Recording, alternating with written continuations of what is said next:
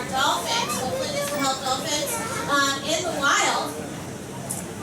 I'm not skilled at explaining what he does, so I'm actually going to get off the microphone and have him explain things to you. And hopefully you guys learn a lot from him. I know I will.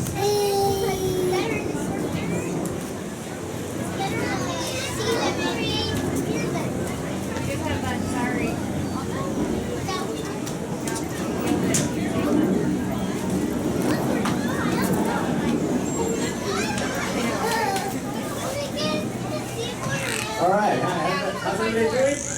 My name is Mike. I'm from the Scripps Institution of Oceanography, marine biologist there. And the study that I'm doing today is actually taking breath samples from these animals, and then I'll be taking them back here to analyze the gases in the breath. And so the research that I'm involved in Scripps Oceanography is trying to understand how do animals like dolphins and whales dive so deep and for so long and not get injured. For mammals just like us, we're able to hold our breath sometimes for hours. So what we want to understand is what are the oxygen levels, what are the carbon dioxide levels, what are the certain things that these animals have that allow them to do these things without getting injured. And so some of the gases that I'll be looking at today is carbon dioxide and actually carbon monoxide.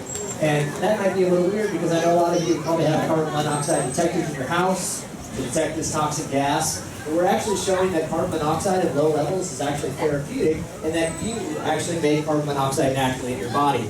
And what this does is it actually helps you to prevent certain injuries, and it can also help animals like dolphins and whales from not getting injuries from diving so deep. So we're trying to look at the levels of carbon monoxide in these animals to try to understand how they don't get injured from diving, how their counterparts in the wild don't get injured from diving, and so on and so forth. So I can't just hook a machine up to these animals in the wild and measure breath samples. So these animals are trained to get voluntary breath samples and voluntary blood samples, and you'll see me coming over here with an apparatus that looks like this. We can stick it on the animal's blowhole, they'll be voluntarily giving me a breath sample, and then I can run it back here and analyze the gases.